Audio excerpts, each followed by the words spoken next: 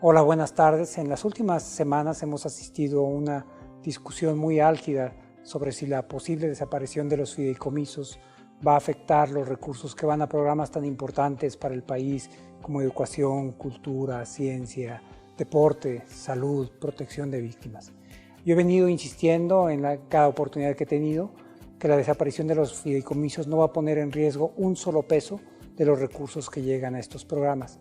Sin embargo, estamos convencidos de que esta es una preocupación legítima y que por lo tanto requiere una explicación adecuada, y es parte de lo que voy a tratar de hacer en estos minutos. Permítanme empezar por señalar que cuando uno ve cómo se ejecuta el gasto, hay dos mecanismos básicos a través del cual el recurso público sale a los diversos programas.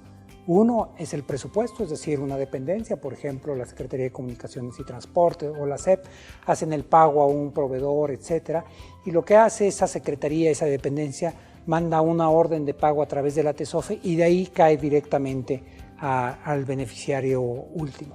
El otro mecanismo es a través de un fideicomiso, cuando la misma dependencia ordena a la TESOFE que vaya a un pago a un fideicomiso. El dinero se queda ahí y después el fideicomiso hace un pago. Para ser completamente claros, la mayor parte de todo el gasto, por mucho, se ejecuta a través de la vía presupuestal. Déjenme compartir con ustedes un par de números. En el año fiscal 2019, el último que nosotros concluimos, el gobierno tuvo un gasto de 6.1 billones de pesos, de los cuales 29,000 millones de pesos se gastaron se ejecutaron a través de un fideicomiso. Esto quiere decir que el 99.53% de todos los recursos del gobierno se hicieron de la forma tradicional a través del presupuesto. En ese sentido, el fideicomiso es más bien la excepción que la regla, a través de las cuales el gobierno realiza pagos, apoyos, etcétera, a los distintos sectores, incluyendo cultura, ciencia, educación, atención a víctimas. Si estos dos mecanismos son más o menos equivalentes, una pregunta que uno se podría hacer es ¿por qué se hace a través de los fideicomisos? Y la razón más obvia es la siguiente. El presupuesto tiene una validez de un año. El presupuesto es aprobado por la Cámara de Diputados y se aprueba el 15 de noviembre por ley y tiene una validez entre el 1 de enero del año siguiente y el 31 de diciembre. Los recursos que no son utilizados por las dependencias que les fueron asignados se pierden y empieza el siguiente año. Una forma de brincarse ese mecanismo es poner los recursos en un fideicomiso.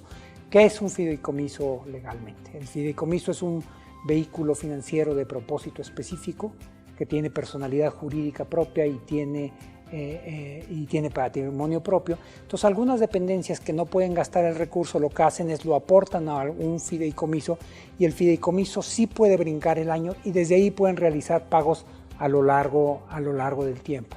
Este es un mecanismo que por diversas razones a nosotros no nos parece el adecuado. Primero, por un tema de transparencia y rendición de cuentas, el recurso es reportado como gastado cuando se aporta al fideicomiso y no cuando de verdad se ejecuta. Así es que si hubiera un fideicomiso que tiene 2,000 millones de pesos, estos habrían sido reportados a la Cámara de Diputados como gastados cuando en realidad están guardados ahí.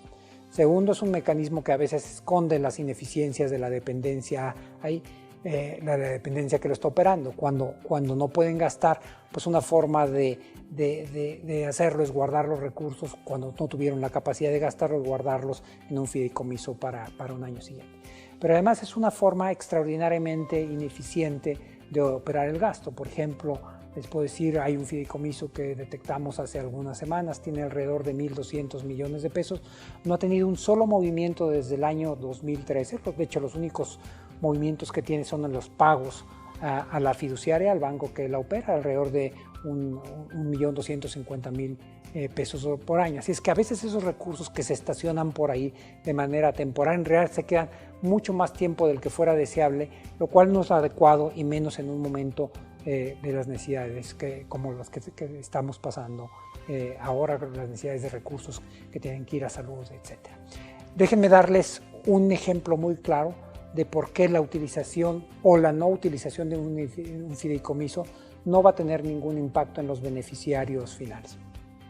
Cuando nosotros pensamos en algunos de los mexicanos más destacados que hay en nuestro país, tanto en ciencia cultura o como deporte, nosotros podemos desde el punto de vista presupuestal ver los apoyos que han recibido. Por ejemplo, en ciencias se dan apoyos a los investigadores más relevantes del país a través del Sistema Nacional de Investigadores, en cultura a través del FONCA, a los creadores y a los deportistas de alto rendimiento a través del FODEPAR. Déjenme explicar cómo se hace cada uno de estos.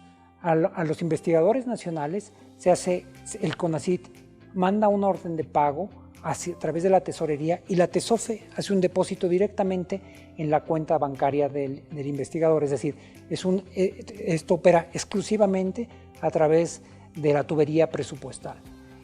En el caso del FONCA, la Secretaría de Cultura tramita ante la propia TESOFE un pago, pero el pago no va a la cuenta final del creador, sino va a un fideicomiso, al fideicomiso del FONCA, y de ahí se hace el pago finalmente al creador. Y en el caso de deporte es muy similar. La CONADE hace una solicitud a la TESOFE, ese pago de la TESOFE va al FODEPAR y de ahí eventualmente en algún momento se hace un pago a los deportistas o los entrenadores. Si uno lo ve desde el punto de vista final, el depósito en la cuenta bancaria debería ser irrelevante de cuál fue el camino que siguió.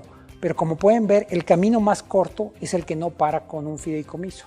Pero esto además presenta una ventaja adicional.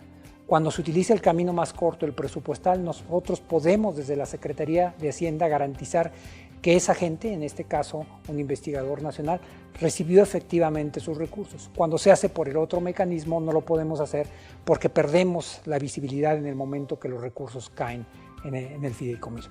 Esa es una de las muchas razones por las cuales creemos que es mucho más eficiente utilizar el mecanismo presupuestal. Sabemos que hay otros temas, como los temas de víctimas, los temas de desastres naturales, y si tenemos oportunidad en algún video posterior, dedicaré algunos minutos a explicar por qué también en esos casos no se van a ver afectadas la operación de estos recursos. Muchas gracias.